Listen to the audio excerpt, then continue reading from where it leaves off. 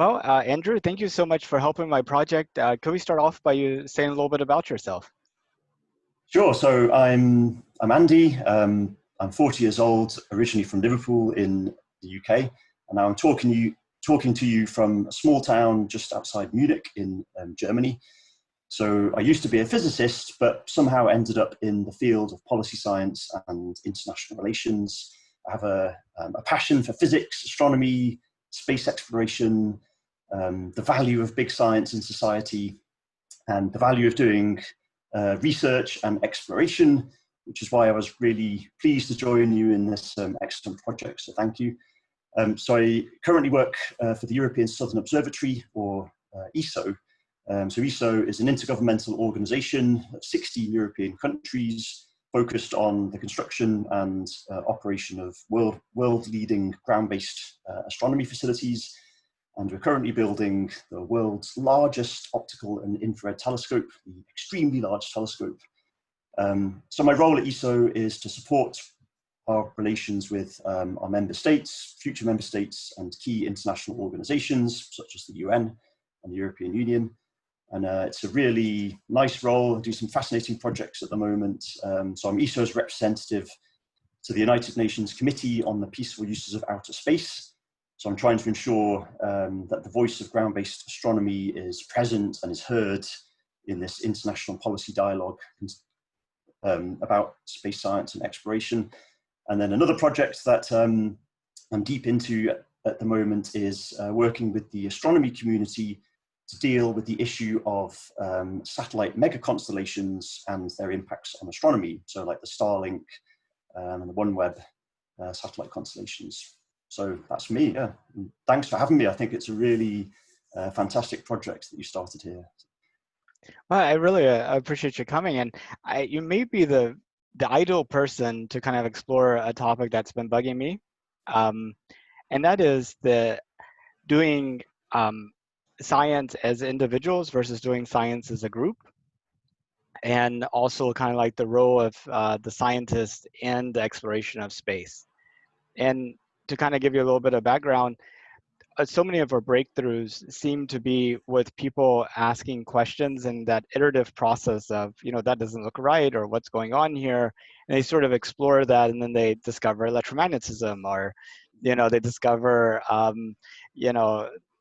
electricity, or they discover, things like this. And then you have like these huge projects like, creating an international space station, getting people on the moon, building the super collider, and it requires lots and lots of people to do that. You really can't do that on an individual basis. But it seems that you also it seems like our biggest breakthroughs come from things that go against institutional norms. But when you need the institution to do the experiment, you're automatically filtering out things that may be those big breakthroughs. And I was just wondering if you saw some tension there, and how that process gets navigated. Yeah. So is it what you're saying, do you pick a particular sort of policy goal and say, okay, we're going to put everything into this? Or do you just say, let's go and find out stuff? And there's a sort of two competing visions about how to organize science. So, I mean, I was, there's this excellent example that came up recently. So some scholars, I think it was from Harvard Medical School, and they looked at the top 20 kind of breakthrough medicines, and asked, what did the scientists start out doing that led to the discoveries that enabled this particular breakthrough medicine? And in all the cases, they didn't set out to cure blood pressure.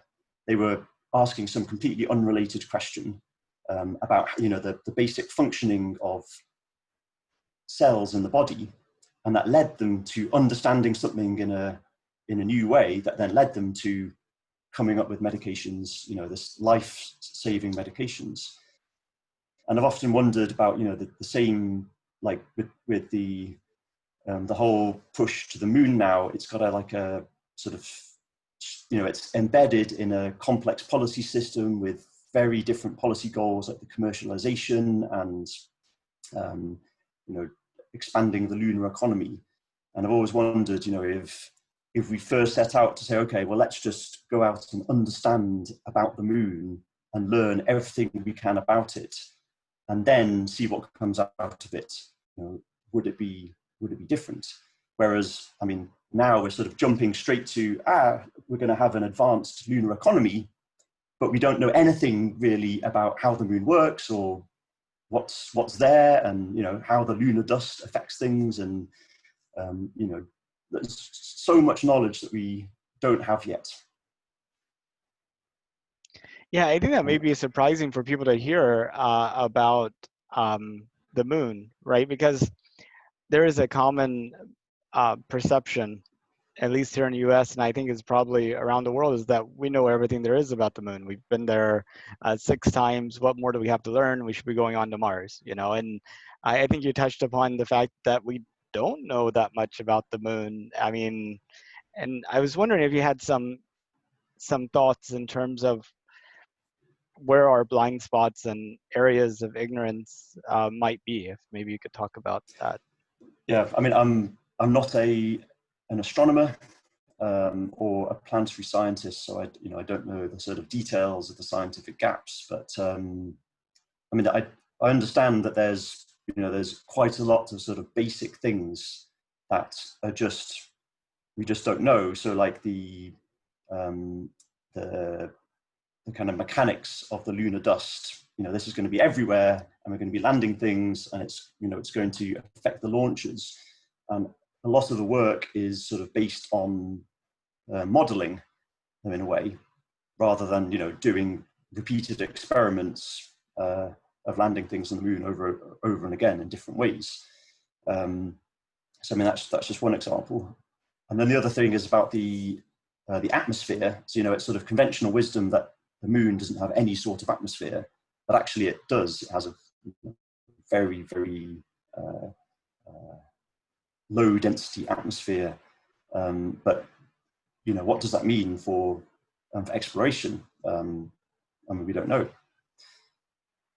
And just like the whole sort of geology and kind of internal structure. I mean, it seems that before we want to think we can set up like a mining operation there, it seems there's a lot of basic research that needs to be done first before we get there. And a lot of policy work too. Yeah, so this yeah, I mean, because theoretically nobody can own anything on the moon, and we've sort of like, well, nobody can own the oceans either. So but we could go fishing in oceans. Therefore, we should be able to do extraction on the moon, and you kind of have like this sort of how to work around existing policy to make it what you want it to be, as opposed to going out there and trying to form a new policy. Yeah, this is one of the most fascinating areas, I think, is that so there's this outer space treaty from the 60s, which has some basic principles about non-appropriation of celestial bodies, and lots of states have signed up to it. But it doesn't really lay out a kind of pathway to dealing with the problem that's going to come of how do you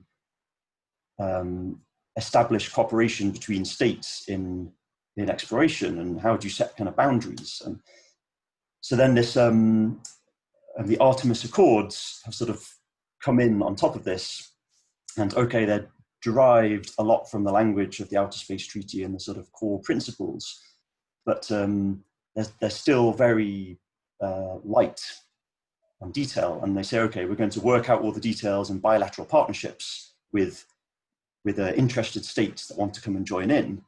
But I mean, this isn't the sort of the global approach that the Outer Space Treaty kind of envisaged about future exploration, that it should be, the sort of common domain of all humanity, and not just, whichever state was first and sets up their own sort of bilateral partnerships. So it's really a fascinating area at the moment.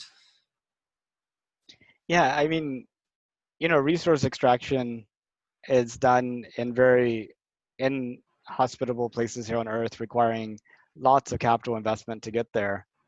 And you see sort of the private sector abilities to create that capital and go and extract oil from the deepest depths in the oceans and um, in the earth and a whole bunch of other places. And there's some thought, why aren't we kind of creating a system to allow for that same type of private enterprise, uh, where people who have an idea that there might be something of value out there to go and kind of work within a similar type of framework. And it's like, I mean, I guess, what are your thoughts there? Is that, why couldn't there be a similar framework, and what would be the right way to kind of go about it, do you think? Yeah, I mean that's the thing, and I'm sort of like in kind of two minds. It's that, like, on the one hand, you have private companies that now have the technology and the capability and the capital funds, more or less to go and do it on their own. And of course, I'm referring to SpaceX, and I guess soon we can also add Jeff Bezos and crew and Blue Origin to this. And I mean, I'm not really sure to what extent they need NASA, and how much they're really involved in the kind of design process and sort of technology behind all this, or whether they really could do it completely on their own. I don't know, but it's so okay. We have companies like this, so why not allow the opportunity for them to go and do whatever they can, as long as there's some kind of agreed principles. And there's loads of examples of companies going ahead and doing good things that have given lots of benefit to the world. But then on the other hand, this isn't Earth. This is a whole nother world in a way. And the US space policy has kind of taken up this language of the moon is our eighth continent. And I'm like, but I don't really think it is. It's completely not on this planet. It's not a continent. I just don't think that analogy is helpful, because it puts you back in the sort of the framework of existing norms and principles and international law. And now we have this whole new situation. And I think that there needs to be like a sort of shift in thinking about how we deal with this.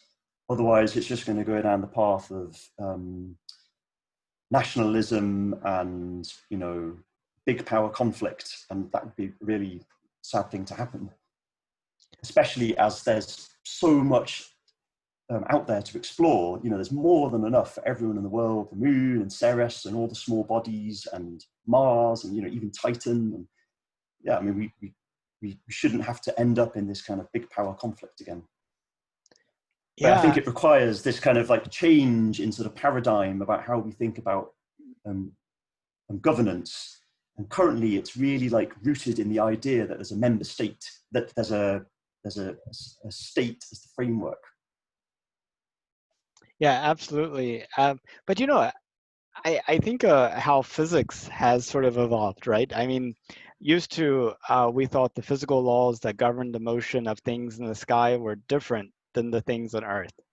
And over time, we learned that they were the same laws. Gravity works the same way out of the Earth as it does on the Earth. The difference is those things are moving with a velocity that they don't fall to the ground. And we're in orbit around the sun, but the same sort of mutual attraction of the sun to the Earth, or what have you, is the same mutual attraction as the apple to the ground. Mm-hmm. And it's just a question of velocity and position, that type of thing. And it seems like we're sort of at the same place in terms of our economic and social understanding of things in the sky versus things in the earth, that we're treating things in the sky completely different. And at some point, we'll figure out what the fundamental rules are that actually apply equally to things on the earth and things in the sky. Do you think that's like sort of the same kind of evolution of that policy, or do you think there really is something fundamentally different about things in the sky? I mean, that's a really good question. I mean, it's so you know, is there like, or are there kind of fundamental models of human cooperation that allow um, productive activities to flourish? And I think the answer is yes. You know, there are several different models. You know, there's establishing sort of representative government. You know, there's a kind of market-based system, sort of free enterprise, and there's this the work of the political scientist Elinor Ostrom. You know, her work was based on looking at how communities solve common pool resource problems, and she created like a language and a system to be able to describe this in a sort of standardized way. And I'm sure that there's work ongoing that's sort of looking at her ideas and can it be transitioned to this kind of new area. But then, you know, all these models still assume that the parts of the system are, you know, as they are now in the world. And you know, when you kind of think about in like the far distant future, you know, if we do have a Mars colony, and you know they establish over decades their own kind of identity and their own sort of culture and their own economy, and I mean, you can imagine that, you know, that things like they would declare independence from Earth or from whichever country was in charge or whichever private company, you know, owned it. Yeah, I mean, it's kind of almost impossible to predict what it's going to be like. But it's yeah, there's this really kind of interesting question. Well, well, first of all, I didn't catch the person that you mentioned, so I want to make a note of Yeah, it. there's Ostrom, um, Elinor Ostrom. So Elinor she, Ostrom. yeah, I think she won the Nobel Prize actually for economics, and she died a couple of years ago. But yeah, her work is, in fact, have one of her books. Have one of her books here. Ah, Elinor excellent. Ostrom. Uh, excellent. I'll have to I have to get right on Amazon after this. Both learn something and support Blue Origin. Um, yeah, you know, I mean, the European Space Agency was really promoting this idea of the Moon Village, and then they had been promoting this for several years before the 2024 plans and the Artemis was announced.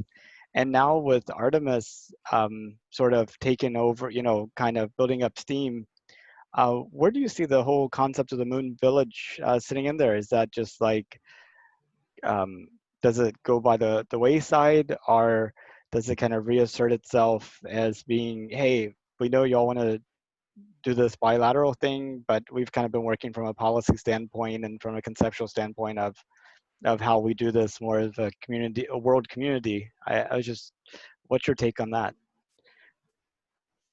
Yeah, I mean, yeah, I mean, they're quite sort of different concepts in a way, and I understand that, you know, obviously there's a lot of collaboration kind of ongoing between NASA and between ESA, but I think that you know, the thing that's different about NASA is that they, you know, they have the institutional capacity to actually do substantial things.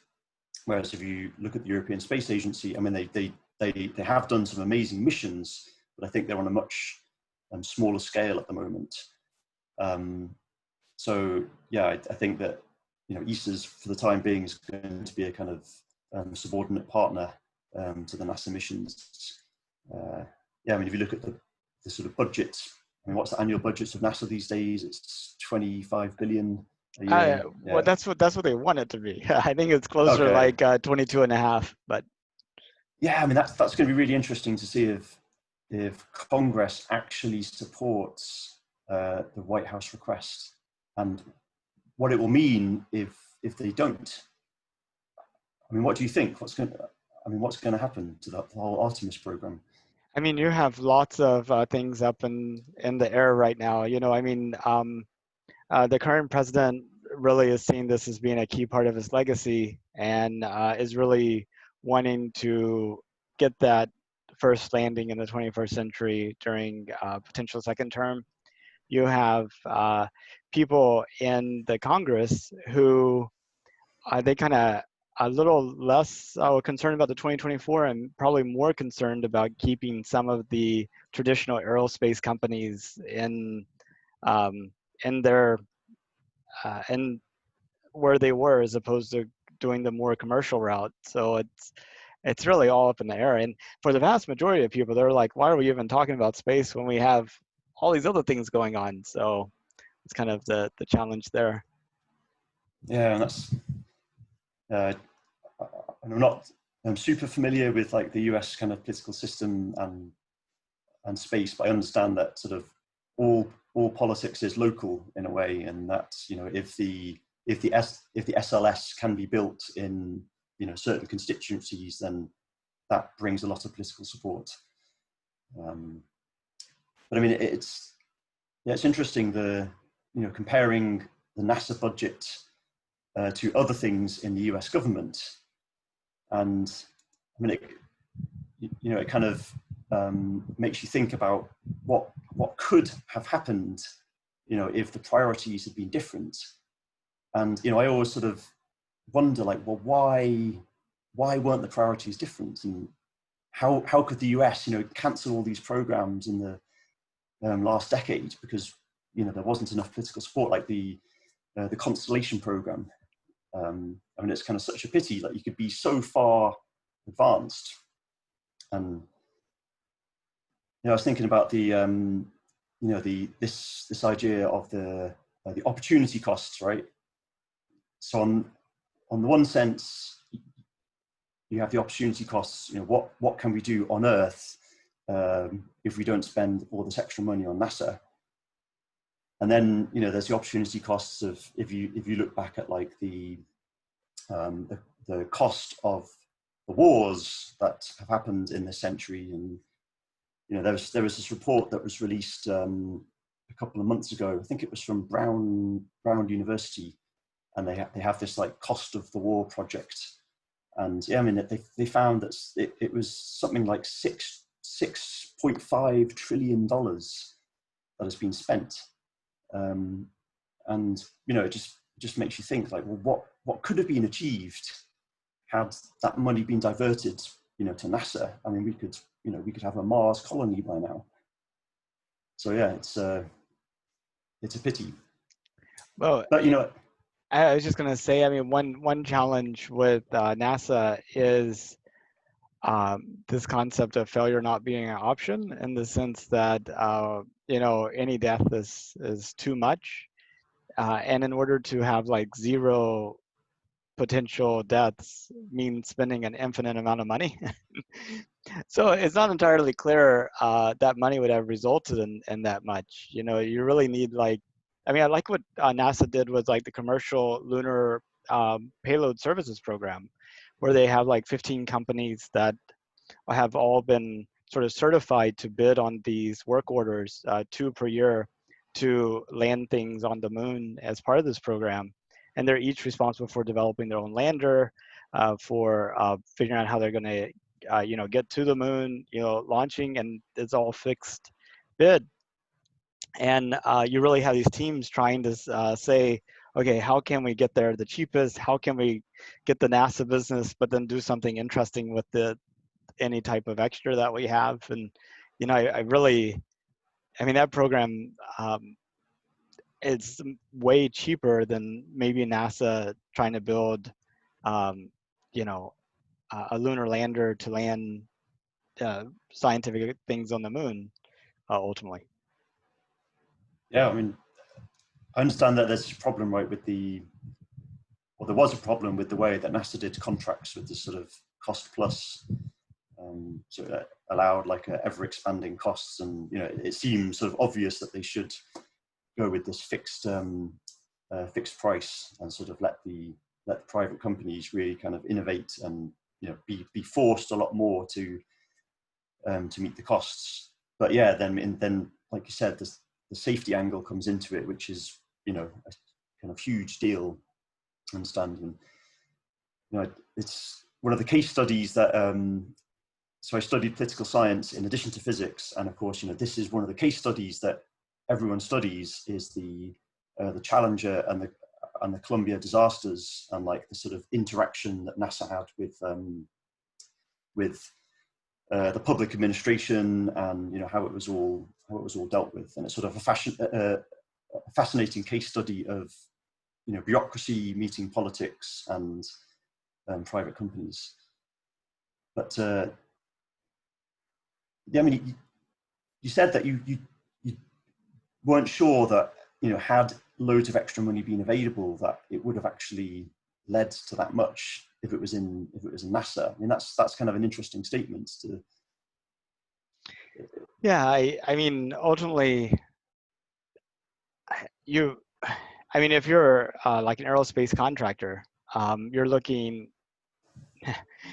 you probably have a better profit margin by not flying than flying, and lower risk, so it's always, we need to do this one more test, we need some more development time, you're going to go this many more years without having any type of risk in terms of blowing up or failing, and you're making your quarterly numbers all along the way. So Mm-hmm. it's like, Yeah.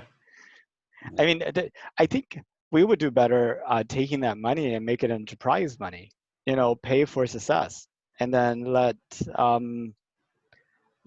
private enterprise go out there and try to win that money. Like, you know, um, $5 billion to get 4 people to the surface of the moon and back. $50 billion to get somebody to Mars and back. I mean, those ultimately may. And then you have all these teams that are coming together with like their own ideas, and you have like the capital formation that's happening to win those prizes, and you probably be more likely to win it, and you only have to pay for the winner. Nobody Mm-hmm. nobody wins. You don't pay.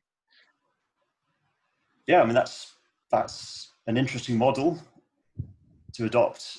I mean, it seems like it would be pretty high stakes, and would there really be many players in the game? I mean, I know Jeff Bezos. He could fund. I mean, what's his fortune now? It's something like over 100 billion or more. So he could sell all his shares and fund his own space program. And I'm not sure how well capitalized SpaceX is, but then there's the question of, is it right to do that?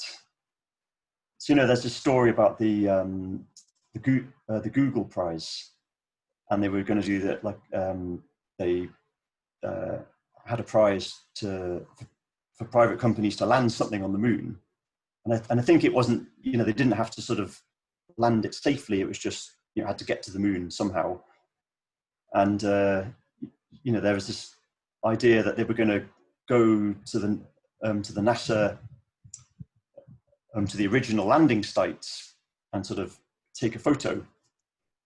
And then, of course, this question arose: well, what if they actually, hit the landing site, and that would seem to be a shame to kind of destroy this like historical area. And of course, this was all going on without sort of oversight or regulation. And I think at some point NASA got involved and established some kind of regulation. But I don't know, this sort of idea of private companies doing things like this on such a new scale. I mean, on the one hand, it's like super exciting, and sign me up, like I want to be involved. But then on the other hand, it just has all these kind of big questions that I think we really have to think carefully about whether it's right to do. What are the kind of long-term implications of it? And what's that framework look like to figure out if something's right or not? I mean, like, is it just we take a vote and decide these things are right, or is there kind of like some type of process that we should be going through? Yeah, I mean, this is so. The world, actually has an international body that can talk about these issues. and that is the United Nations Committee on the Peaceful Uses of Outer Space. But it's not the most, I wouldn't say effective. It's just it's imbued with national politics. So it's not a rapid decision-making venue. So if a situation came up and some kind of conflict between a Chinese company and the US company was there on the moon, how would they resolve this kind of conflict in like a rapid way? And I don't think it would be done in a very rapid way, but I just think that some kind of dialogue process where representative groups are able to meet and at least kind of discuss the problems. And this is why I go back to what I said earlier, is about I wish we were starting with a scientific principle in mind, because we know how to cooperate on big international science projects. So you have things like CERN, you have my own organization ESO. I mean, that's happening right now, and this the big nuclear fusion project ITER. They just built the first kind of facility in southern France, and this is loads of countries in the world: the US, Russia, China. And then there's another big astronomy project which is starting up right now called the Square Kilometre Array, which has China and India, South Africa, Australia. And of course, when the focus is really on science, I think it makes it much easier to establish these modes of cooperation. So, so I'd like to see a sort of, a scientific mission first, where nations and agencies of the world could collaborate without getting yet to the question of, okay, what's the governance system going to be on the moon for these private companies? Because it just seems like it's sort of too far ahead. So that's my thought. So looking out, so Elon Musk wants to have a million-person city on Mars by 2050. Between here and making that happen in 2050, what do you see as sort of those policy and political and kind of like group discussion type of things that need to be dealt with to actually allow for that to happen in the most beneficial way?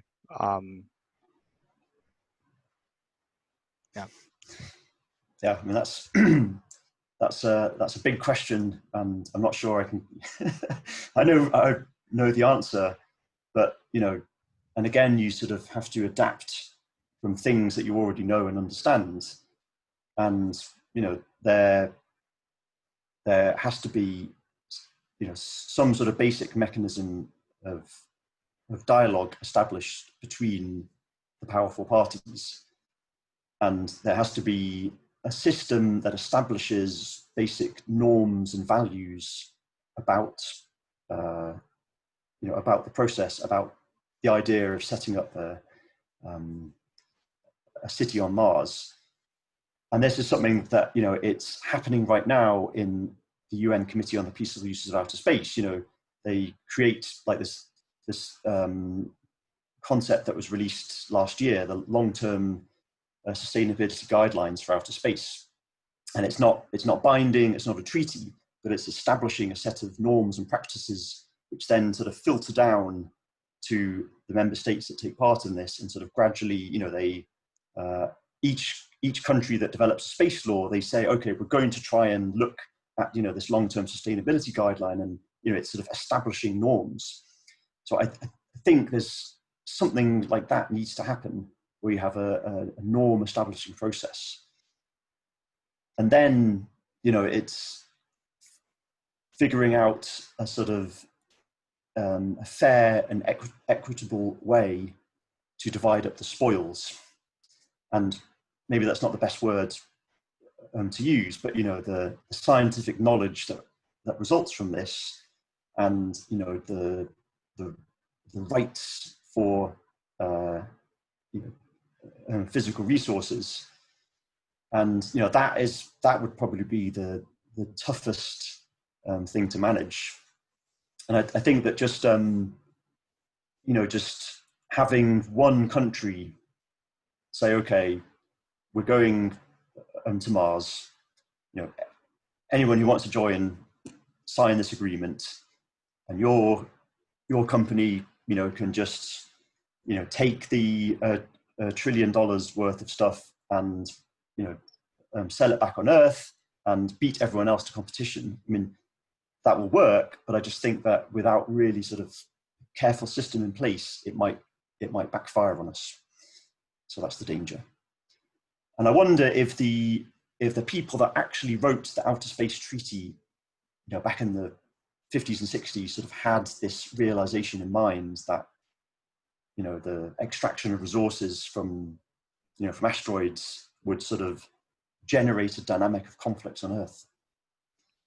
Exactly. I mean, it's, why try to have the conflict in the actual space environment whenever the people you need to influence are just right here on Earth and susceptible to normal pressure tactics. Um, yeah. So when you look out like 500 years from now, do you see humanity as still very much being just on the Earth, or do you think, and making kind of sort of like these little side trips to places, or do you really see like the sphere of humanity expanding beyond the Earth, and if so, how big might that sphere get in the next 500 years? I mean, it's, for someone who grew up reading science fiction, and like I just finished the latest book in the Expanse series. Maybe you know about this. Yeah, and of course it sort of imagines this scenario in a way, and it's sort of so exciting to imagine, and I to have like a vision of what humankind is, can achieve. I mean, this is something that motivates people, and generates positive collaboration, and problem solving, and innovation.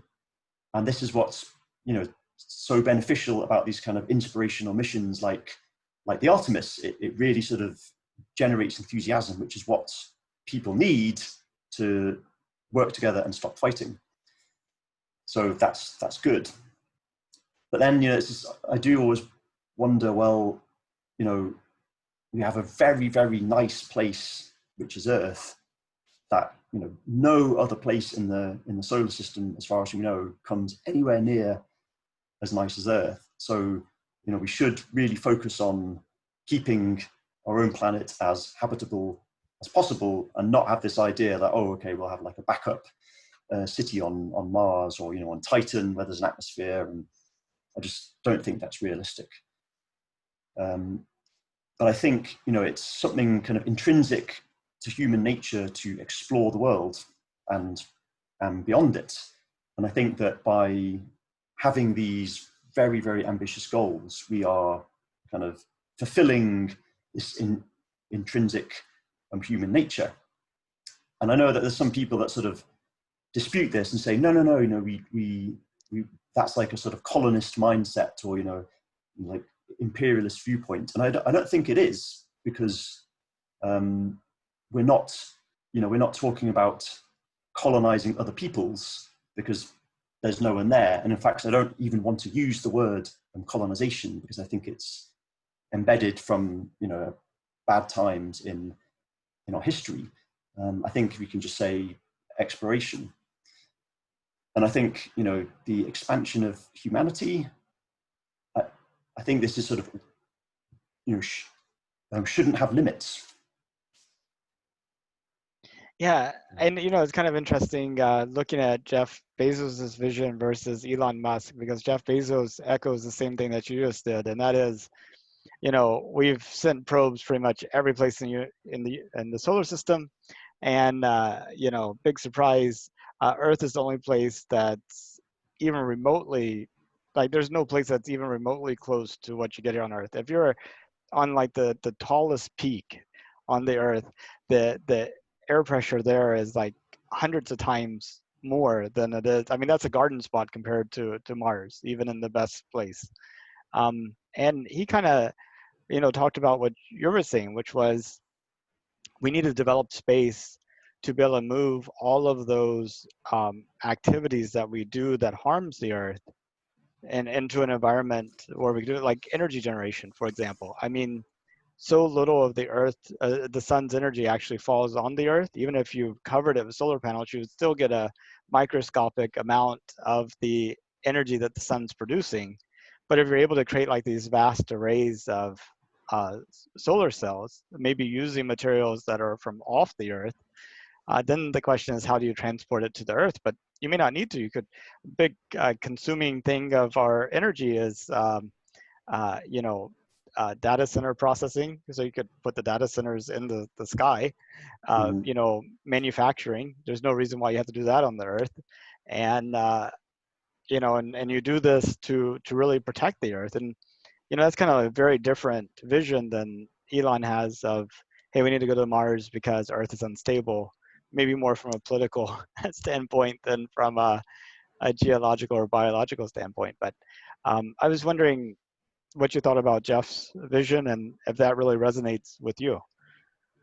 Yeah, because I mean, I think it's it's something that's more realistic and sort of grounded in um, Earth, which is for the foreseeable future. That's where we have, and I think it's probably definitely science fiction to think that we're all going to be living happily on Mars, in the next couple of 100 years at least, I would say.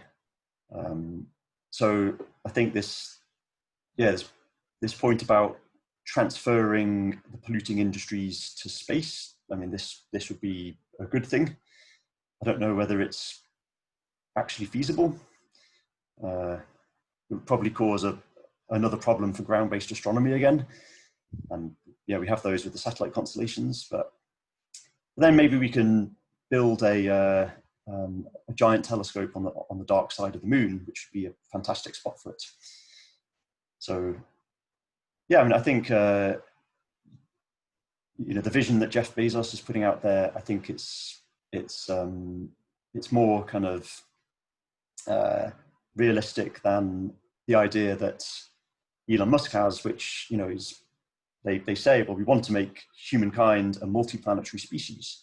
That's their goal. And it's interesting. We've had several calls recently with SpaceX over the satellite mega constellation problem, and they've been, to their credit, they've been really, really constructive and willing, to help, and almost kind of redesigns their entire satellites just to solve the problems of astronomy. And I always think it's interesting, every time we talk to them, they say, okay, this is like the usual sort of PowerPoint, here's SpaceX, here's what we do. Our goal is to make humankind a multiplanetary species. And I always hear and I think, wow, like that's a company is saying that, with meaning that that's actually what they're setting out to do. And I think all these kind of, Tesla and Starlink are just sort of side projects in a way to generate funding to make this happen. So it's pretty interesting to see that. And in fact, Elon has explicitly said that the whole purpose of these projects is to get enough capital to be able to make it to Mars. Yeah. Yeah, which I mean, it's like a fantastically inspirational concept. So let's see if it actually happens, and because I still think we're pretty far off. And I mean, the thing is, if these were like government programs as opposed to private enterprise, the Jeff Bezos vision and the Elon Musk vision, we would have had to probably settle on one or the other visions, right? I mean, we probably would not have done them both in parallel. But with sort of like these private individuals able to sort of follow their own vision, gives you a chance for us to follow many paths at the same time. And I was wondering what you thought about that and how we can sort of make sure we maintain the ability to to have competing paths, even as we try to do things as a group and through policy. Yeah, I mean that's a good kind of observation to have about the system, and that it's always good to have multiple ways to do things, and because that's the way that you generate new ideas by having different perspectives about things and different concepts. And I mean, I just wonder right now, the system is very heavily dependent on government spending. So, okay, Amazon kind of accepted. I think that SpaceX still relies on the majority of its revenue from US government contracts. So the government is still kind of, has its hands tightly around this to some extent. But, maybe as the technology develops and the launches get cheaper, and, maybe there's really promising innovations in propulsion, it'll become easier for these companies to do their own thing. And, then I think, well, on the one hand, it seems to me a valid use of a billionaire's wealth to go and try and achieve these really kind of inspirational things that employ, thousands of people, and, give money back to the economy and generate lots of innovation and create inspiration. This is all good stuff. But then on the other hand, I can't help thinking that, well, in a lot of cases, they're doing it on the backs of the public, through tax breaks, through, low tax, and, through sort of predatory capitalistic models of business. And, then I do wonder, well, maybe there should be a more kind of inclusive and democratic kind of method behind this. And it's not just the space industry. I mean, you could say the same thing about the Chan and Zuckerberg Foundation, and the Bill and Melinda Gates Foundation. Now, I'm not in any way at all criticizing these people who are, I'm very, very happy that Bill Gates is doing the things that he's doing, especially now. He's been arguing, for pandemic preparation and vaccines, and people should have listened to him. But it's just this kind of interesting concept that he's generated this wealth from his own private company, and now he has this foundation that can fund research on the scale of a nation. And he's kind of chosen this one thing to do. And, is that the right thing to choose? And, the Chan Zuckerberg Foundation, it's a similar thing. Facebook have extracted, zettabytes of personal information about us and sold it and made loads of money. And now they're going to choose themselves almost to, to pick a couple of diseases and say, we're going to cure them. So now I'm not at all saying that we shouldn't cure cancer. I mean, that would be great. But it's just this idea that if the money that they have earned, this hundreds of billions of dollars, was generated in a more sort of inclusive way, could we have a more kind of open debate about what to do with it? I mean, right. I It don't know. sounds like what you're saying is it's great that we have really wealthy people doing good things, but in the process of becoming wealthy, did they keep other good things from happening? And could those other good things have been even better than what they're doing? Yeah, I suppose that's at the crux of it, yeah. And of course, the cynical view would be, well, if you look at how governments allocate resources, maybe it's very inefficiently, and or maybe it would have gone to, just keeping more people happy rather than doing these kind of inspirational things. I don't know, but yeah, I think that's at the core of it, is that these billionaires have a lot of money from that have been extracted out of us, and if they've done good things, and I'm sure that they have good practices in some areas, but it's just this sort of fundamental question. You also have, as you try to be more inclusive, it's very easy to get bogged down and not do anything. Um, I mean, sometimes you really need to allow for a group of people that believe in a certain way to go off and run with it, and then kind of judge the outcomes. Um, I mean, I had a friend that was saying that politics he felt like was more like people's preference in food. Some people like Chinese food, some people like barbecue, some people like Mexican food, what have you. And our politics maybe is the same way that some of us, like this policy versus that policy. But I think the big problem is that it's like not everybody gets to enjoy the food they like. Instead, we all have to vote, and then whatever the majority chooses, we're all going to eat that, and that's where people start getting upset. But the more that we could sort of decouple, and while also protecting like the big overall good and creating those norms, like you Mhm. said, um, it seems like that's like where the real challenge is for the policy. Yeah, I mean it's an extremely difficult problem, and I don't I don't have the answers, but yeah, and this thing about I mean, you know, Blue Origin, SpaceX, sign me up. I would love to participate and go and work for them and be involved because it's really kind of exciting. But then on the other hand, I'm sort of cognizant of the sort of issues that underlie this whole system. And maybe there's so if you like I was thinking about the example of CERN, so the particle accelerator lab, and they have built the world's largest machine. It cost it's probably in total it's probably of the order of the Artemis program, and it's an intergovernmental collaboration, so it's funded by states directly, and they have an intergovernmental treaty which countries kind of ratify. And I was wondering, well, why not create an intergovernmental group or an intergovernmental organization uh, that is to explore the moon?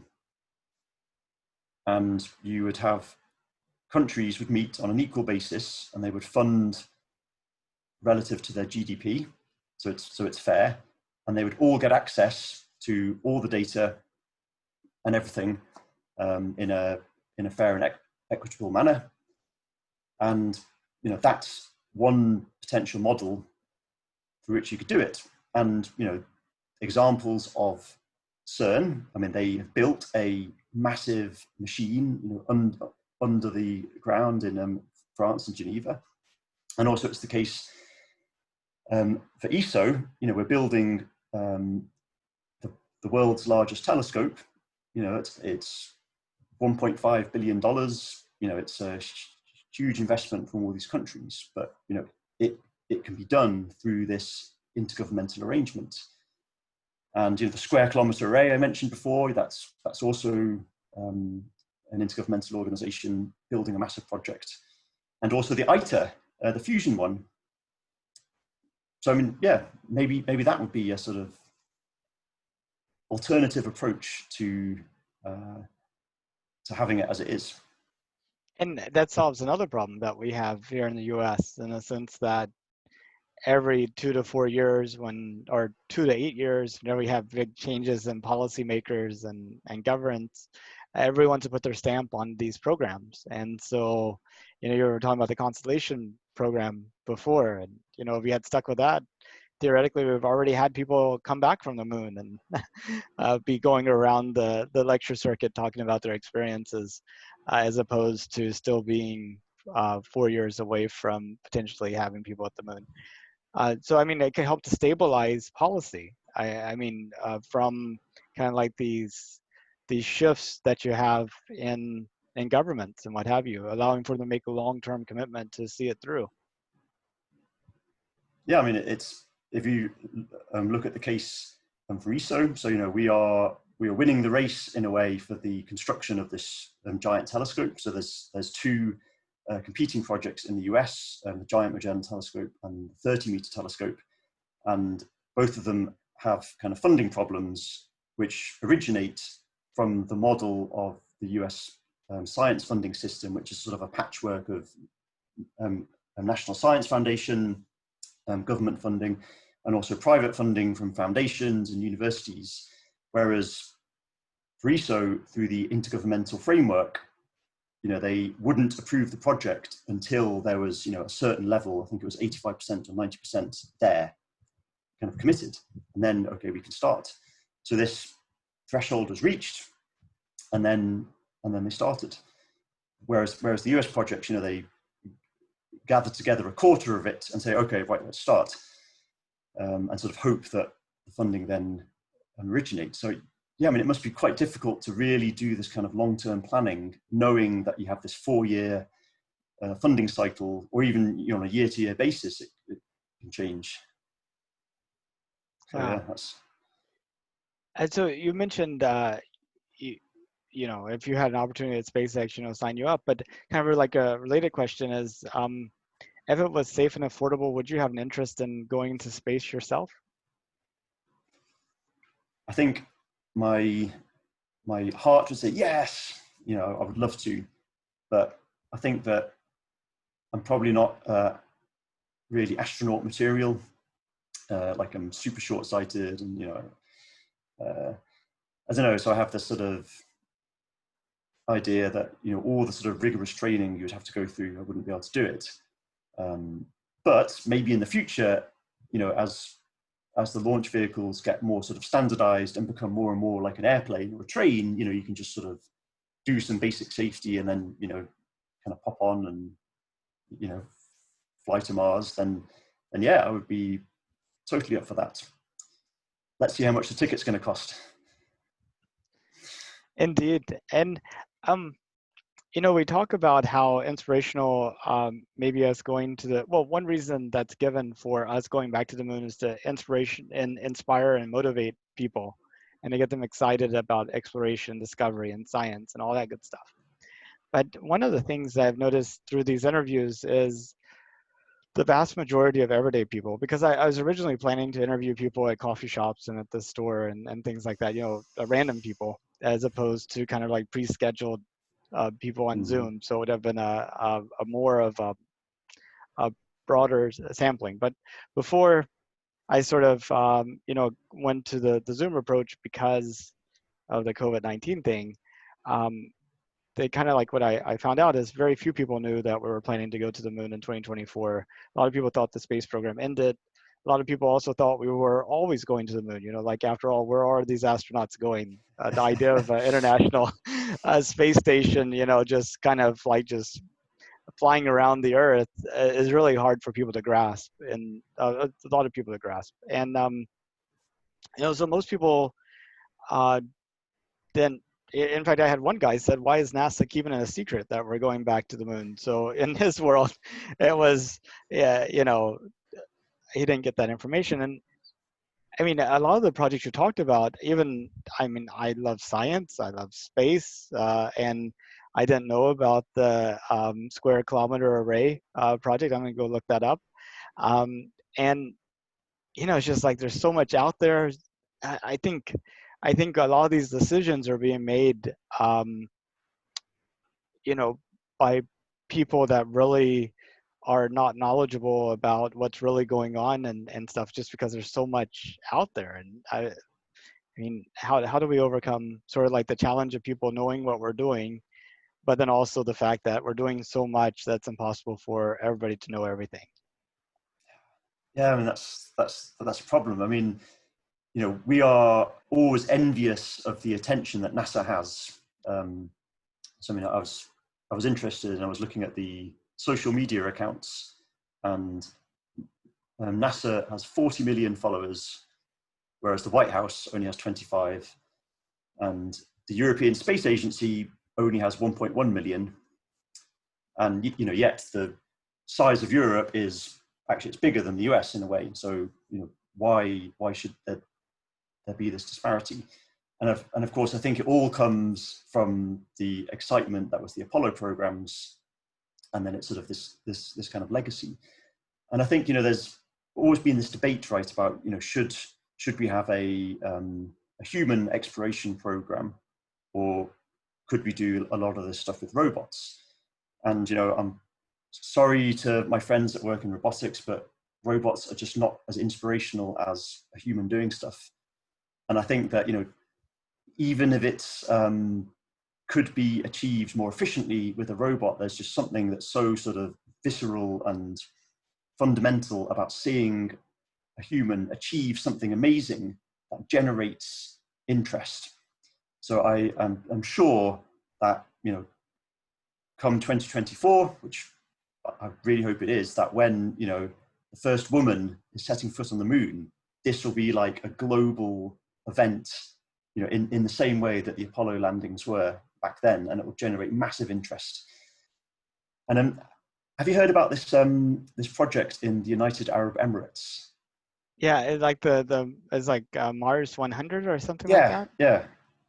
So this is they just kind of decided, okay, we're going to do this, for to inspire the population into science, and have ways to transition our economy away from the oil and gas industry. And it's been amazing, the sort of public interest that it's generated, because it's a UAE mission, and they just launched the first mission to Mars, and they said, we are going to send a person to Mars in 100 years' time, and it's going to be a UAE citizen. And this is a sort of hugely kind of inspirational thing. And so yeah, I mean, I hope that in a few years' time, when you finally finish your interviews, that maybe you'll see like a sort of increase in awareness and excitement as it gets closer and closer, if it's not cancelled next year. Yes, there's that. But I mean, I think that's also another reason why people may have been seeing it, but not expending any emotional or mental energy to become aware of it or retain it, just because we've had so many plans to do so many things that haven't gone any place. They're like, whenever you actually do something, then come tell me. So I think as we do like, the uncrewed mission around the moon with like Artemis 1, and then that first crewed mission around the moon, and then finally with Artemis 3, the landing. I think as you kind of go through these milestones, people might become more aware. But yesterday I had a gentleman, the CEO from Paragon Space Development Corporation. Okay. Yeah, Grant Anderson, and he told me about a TED Talk that he gave, and I went to go watch, and he opens up the TED Talk with, "Who can tell me the name of the first probe to land on the moon?" And like nobody raised their hands, right? And he's like, "Well, who was the first person?" And everybody knows that one, just like Yeah. you were saying about the inspiration. Yeah. I actually don't know the answer to that question. What is I it? don't either. Yeah. Is it a Soviet one, or I don't know? I think it may have been, but like Or was that Lungkud, Venus? Yeah. I'm not sure. Hmm. Yeah, but I mean, also, a lot of pictures were taken of the Earth from space before Apollo 8, whenever they went around the moon and took that Earthrise photo that's become so famous. This one, in fact. Mm-hmm. um, and I mean, I think the fact you had a real observers there, kind of emotionally taking it in, and then taking those emotions and sharing them with this picture, it's something that you really wouldn't have with a robotic probe either. Yeah. I mean, you think about it in terms of like sport. I mean, you could have robot sports, right? But it just would never be as interesting or exciting. This. I was watching this documentary the other day about the guy who climbed up the face of the big mountain that's in Yosemite. What's it called, the Dome Rock or something? Hmm. And he did it without any ropes. And 4 hours, he went up this like almost sheer slab of rock without any ropes. And I was thinking the other day, if that was a robot, I mean, no one would care. It would just be a robot climbing up a wall. But because it's a human who's done this amazing achievement, and practiced for years and years, and memorized the entire route over and over again, and kind of had this amazing achievement, that makes it exciting and inspirational. So yeah, I think it'll be the same for the moon landings. So I can't Well, wait. I can't either. Yeah, I know. I hope we stay on track. Otherwise, the context for these interviews will become really muddled. Yeah, I mean, I'm guessing it's likely that there's going to be some sort of delay, right? Because there was this event, there was like a review board today, and they were talking about the increasing costs of the SLS, and yeah, so saying, okay, we've got a launch date of at the latest November 2021, whereas originally it was much earlier, right? It was Yeah, supposed to that's be now, like yeah, I know. yeah, We should have already been on to Artemis 2 at this point. yeah, Uh, but yeah, and it's like the government cost plus contracting versus the competitive thing. I think it puts that more and more into focus. It's like, why are we spending all that money on that whenever there might be yeah. cheaper ways? So I guess it just means that you'll get to interview a lot more people then if there's delays, and hopefully the pandemic will be over by then, so you can go back to Starbucks and do the coffee shop ones. Cause Yeah, exactly. No, I mean, unfortunately, I took Doug Lavario's approach of counting down to the end of 2024, so that's sort of like my hard stop right there. yeah, So but even if, yeah, go so ahead. since you've done the online thing, have you seen like a big change in the people that are applying? I mean, because I saw this through, I think it was the Politico space newsletter, and I was like, oh, that sounds a really cool project. And of course, there's probably lots of people like me in like the space and astronomy world who sort of self-select. So are you still getting the sort of random people who don't know anything about it, or? I do occasionally. I mean, since I've started, like, before I had like the Calendly system where people could sign up, I was just kind of like pressuring Facebook and LinkedIn and Twitter connections to do an interview. I'm like, you don't need to know anything. You don't even have to care about it. So I was getting that. But with like the Calendly thing, the only people that I get that really don't know anything about, maybe like, you know, uh, friends and friends of friends and friends of friends of friends. So that type of thing. But I'm looking forward to those Starbucks days again. That would be nice to be able to walk up to a stranger and say, hey, can we have a conversation without having mutual fear of some type of deadly disease. Yeah, absolutely. I really appreciate your time. I know we've gone over like the original schedule. I was wondering though, before we kind of close it up, if there was anything you wanted to talk about that we didn't get to. I mean, I think we covered lots and lots of areas, and yeah, I mean, it was very nice talking to you, and I hope you found it interesting. And yeah, I think that's great. Yeah, it So, was fantastic. I mean, I learned so much. I had to go check out Eleanor, and I had to go check out the Square Kilometer Array, and these other intergovernmental projects, because I mean that would be so much better. Like the International Space Station, I think might be sort of um, an example of that as well. yeah, absolutely. Yeah, yeah. Well, enjoy the rest of your day, and um, I look forward to maybe bumping into you at one of these space conferences sometime. Yeah, hopefully. All right. Thanks very much. Okay, bye Pleasure. bye. Bye.